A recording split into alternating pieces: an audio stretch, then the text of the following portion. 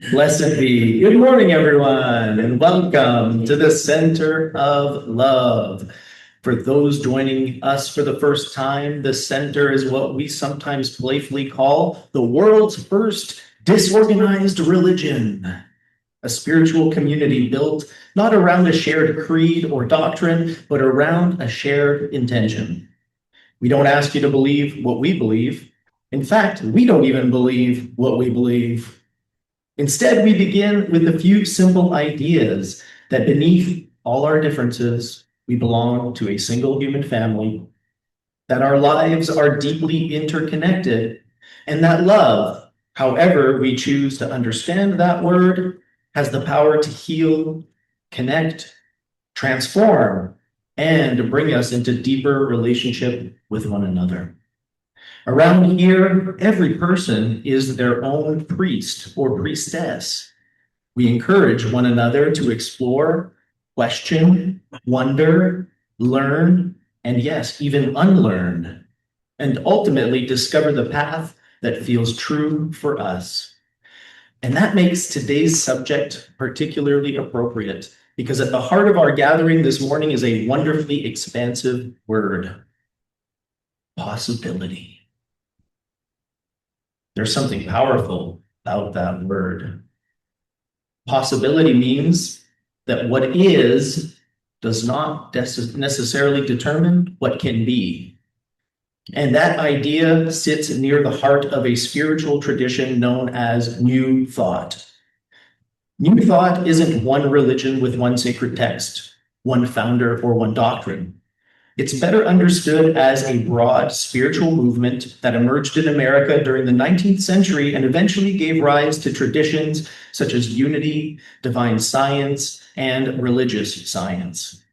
So different New Thought teachers express its ideas differently, but several themes do appear again and again, as one would expect. One of these themes is that the divine is not somewhere out there, separate from us, and occasionally intervening in our lives if we pray in the right manner. Spirit is here, within us, around us, and moving through us. As our wonderful friend Jesus said, the kingdom of God is within you. Another is that consciousness matters, that the way we perceive the world affects the way we experience the world. And from that comes one of New Thought's most enduring ideas, that human beings are not simply the passive recipients of reality, that we are in some mysterious way participants in creation. Now, I think that idea deserves a little nuance because if you take it too simplistically, your thoughts create your reality can become kind of a cruel philosophy, right? It can imply that every illness or tragedy or injustice somehow occurred because somebody wasn't thinking positively enough. But I don't think that's really what we're getting at here. I believe that there's a much deeper and interesting truth. We may not choose everything that happens to us, but what has happened does not exhaust what is possible. The present moment is never merely the end result of everything that came before it. It's also the starting point of everything that comes next. And suddenly that word, possibility, becomes enormously important. Because when we say things like, this is just who I am, this relationship will never change. I've always struggled with this. I'm too old. It's too late. When we say things like that, we're describing something that might be true at the moment, but we have quietly transformed a present condition into a permanent reality. Thankfully, possibility interrupts that sentence. It whispers, maybe there is another way. Maybe I can heal from this. Maybe I can respond differently in this situation in the future. And perhaps this is what it means to say that every moment is alive with creative possibility. It doesn't mean that everything we imagine will just magically appear. It means that reality is always larger than our perception of it. Our task then may not always be to force life into the shape we desire, Sometimes the deeper spiritual practice is simply to become open enough to ask, what else is possible here? And that is the territory we will be exploring together today. And we are very blessed to be led in this exploration by our friend, Reverend Joanna Drury. And if I may say so, for Joanna, New Thought is old news. She's been at it for decades. She is deep into this spiritual tradition, an expert, very knowledgeable, and she hosts lovely garden parties, kind of like this, where people get together and share and learn together at her lovely home. And I'm just very grateful to have her be a part of our community and to come and share her perspective and her truth with us as she does. And so without further ado, I will invite you, Joanna, to come to the stage, please. Thank you, Ollie. Your talk was so good, I could just go sit down. We've done it. It was a wonderful talk that you gave. Your introduction was superb. Thank you. So it's my great pleasure to be here today. I have enjoyed speaking here before, and it's a lovely community. So I'll just begin with a little prayer that is from a book that we're doing a book study on at the moment, that you might all enjoy if you have a chance to get hold of it. It's called The Anatomy of Awakening by Dr. Sue Morter. And I won't go into a lot of detail about the book other than to say that it marries concepts from Eastern spirituality and Western spirituality and talks about chakras and talks about the relationship between the physical and the spiritual.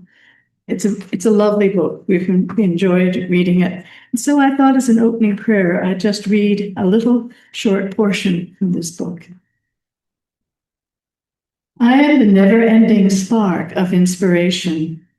I am source, sourcing, lover, loving, cook, cooking, gardener, gardening.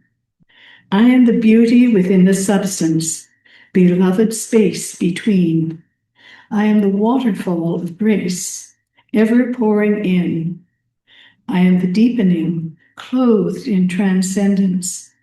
I am what's received when you pray, what you find when you seek. I am the divine descending. I am how you heal. I am silence in motion, the movement of the divine.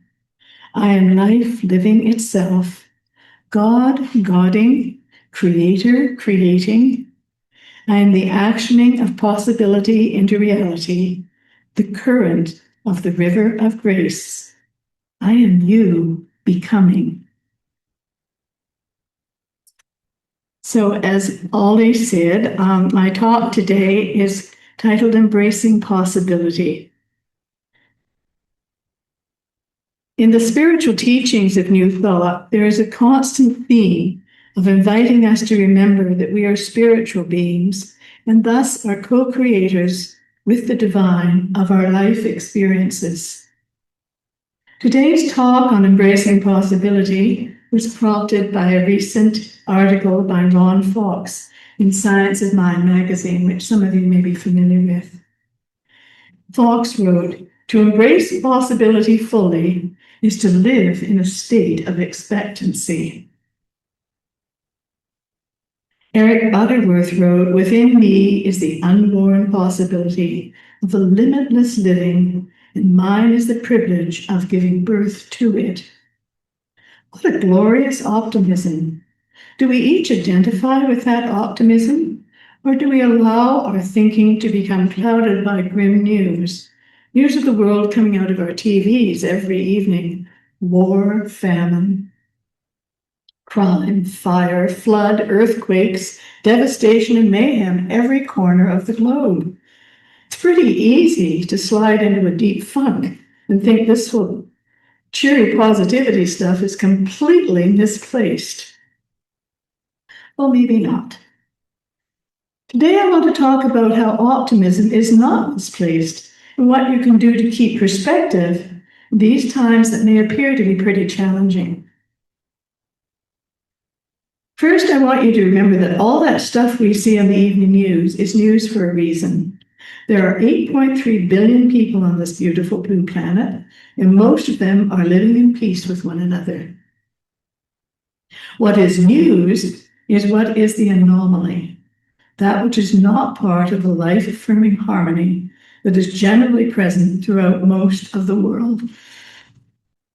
Spirit, God, Source, universal consciousness, whatever name you want to give it, created us each to be healthy, happy, prosperous, and joyful. In fact, we are here to enjoy life. What a concept. When you embrace possibility, you live in a state of expectancy. You don't necessarily fix your thoughts on specific outcomes, but you deliberately choose to have an open, trusting awareness that your good is on its way. Basically, we say to the universe, okay, I'm ready. I am open to more good expressing in my life. As a minister, I've been immersed in the science of mind philosophy for close to 25 years. I have learned that possibility is the very nature of spirit expressing. Ernest Holmes, the author of Science of Mind, wrote, "The possibilities of the law are infinite, and our possibilities of using it are limitless." If I'm willing to embrace new ways of thinking and acting, I can build an entirely new life for myself. No one is bound by their past, nor is anyone doomed to relive past mistakes. Personally, I'm always comforted by the knowledge that God, Spirit, is always with me and is expressing in, as, and through me. I also have embraced the idea that I don't need to relive my past mistakes. We always have free will. We're always at liberty to make choices in our lives. I have made plenty of bad choices over the years, and I'm just delighted to let go of and not make many more, I do believe. As I came to understand that we are all expressions of the one divine presence, I came to recognize that God is not some distant entity, but is the one power of all creation, and it is expressing in everything that has come into form, and that includes me. Ernest Holmes reminds us life is infinite energy, coupled with limitless creative imagination. Our highest satisfaction comes from a sense of conscious union with the invisible life. When we teach ourselves to live in trust, and when we move from doubt to confidence, we allow our greater good an opportunity to reveal itself, and remarkable events can unfold. There is a famous quotation from an unknown writer: "When we walk to the edge of all the light we have and take a step into the unknown, we must believe one of two things will happen. There will be something solid to stand on, or we will be taught to fly." In our teaching, we often speak of manifesting and how we are each powerful human magnets, bringing circumstances, events, and people into our lives through our thinking and our words. As Ron Fox reminds us, our thoughts are like magnets. We get what we expect to receive. When we change our beliefs, our behavior also changes. How many of you, at some point in your life, have stopped some habit that you were unhappy with, like smoking? I stopped smoking 40 years ago, long before I was a student of New Thought. I probably stopped smoking 20 or 30 or 40 times. I don't know about any of you stopping smoking, but it's a real process for most people. I had decided that smoking was bad for my health. I watched a colleague and friend die of lung cancer at the age of 53. And I said, this stuff is going to kill me, and I want to live a long, healthy life. Trying and failing many times to give it up, I just kept returning to the resolve I had made to stop. And eventually, After countless failed attempts to quit, I just quit and never went back. I had a new vision of myself as healthy and smoke-free. And I'm sure many of you have conquered some habit in your life in a similar way. All of us have dreams, and every dream begins with a thought. Here's a little simple exercise. Name 3 things in your life you thought you would never do, but that you have actually done. Think about how you felt when you achieved these goals that you once perceived as impossible. I'll share 3 of my goals that I thought were impossible. About 20 years ago, I learned to paint. And I was good enough to provide a painting as a wedding present to a very dear friend. For years, I had believed I could not paint because I had been told I had no talent by my mother, who was a very good artist. And I was always afraid to try. When I finally tried, I'm not a great artist, but I love painting and I do it. Another attempt of mine has been gardening over many years. And for 8 years, I wrote up beautiful gardens around Victoria for Gardens West magazine and dreamt of one day having such a garden to share. This year, many years after having this dream, our garden was on the annual Conservatoire of Music Garden Tour, and nearly 800 people strolled through our garden over a weekend. Another dream realized, but many years after having the original dream. And the last and most important, I became a minister of religious science in 2010.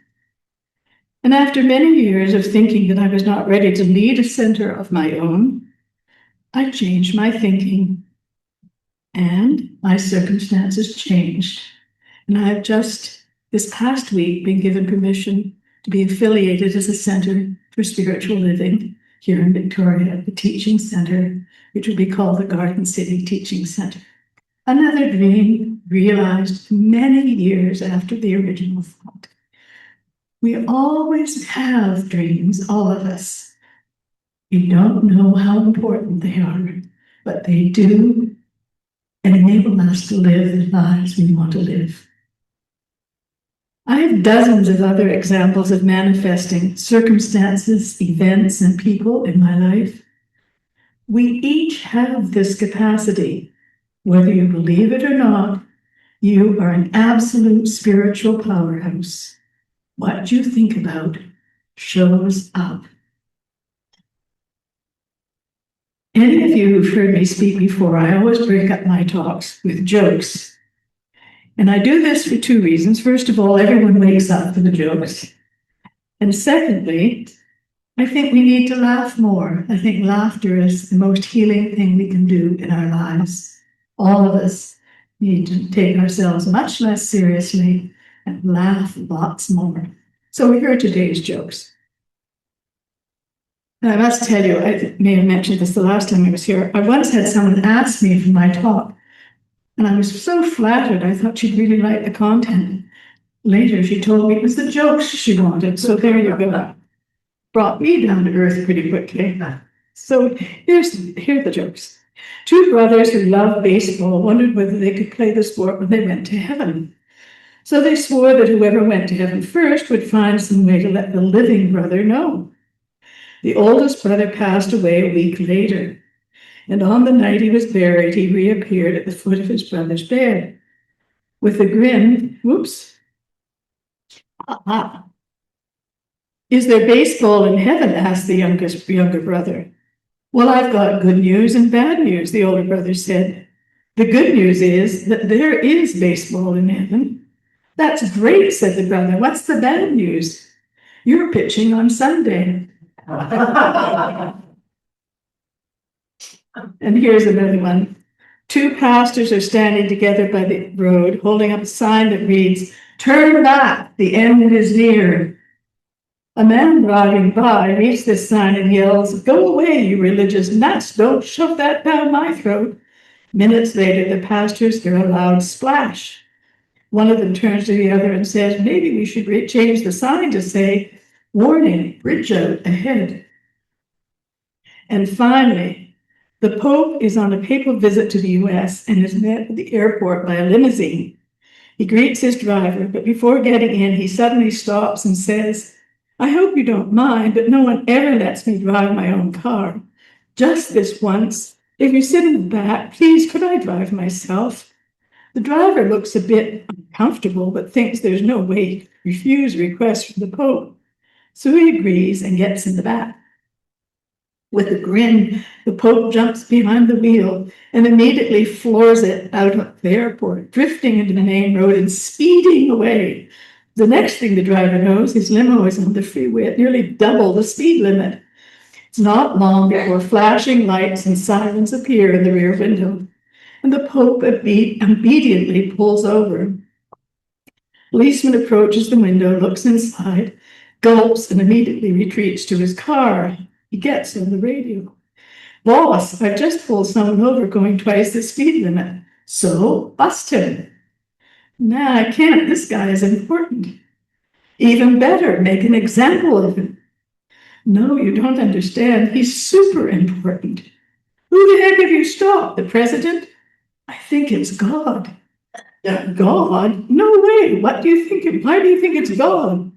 Well, he's riding in a limo and his chauffeur is the Pope. Well, there you go.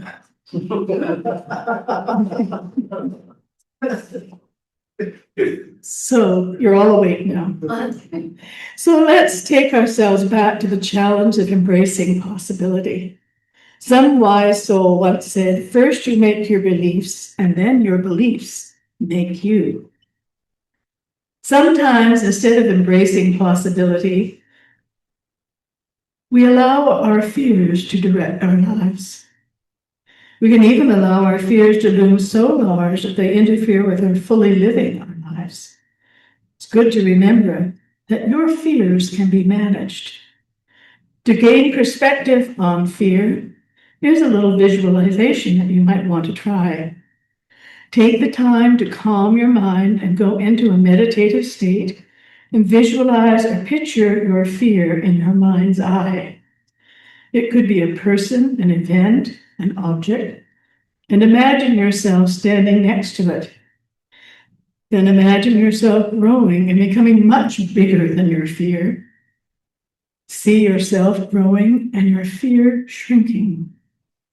As you do this consciously, know that you are made of that same creative energy as the universe, and absolutely nothing is greater or wiser than the source within you.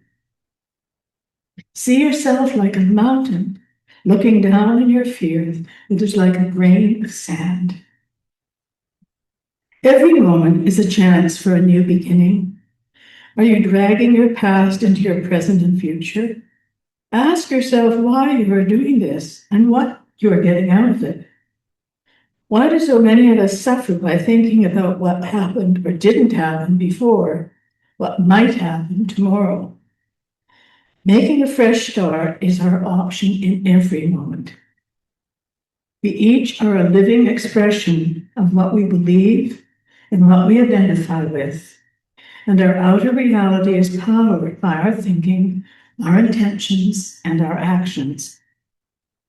There is an Eastern expression: if you don't change your direction, you are likely to end up where you are headed. Each of us is challenged to fully engage in our spiritual studies, meditate, and claim the full potential for our lives.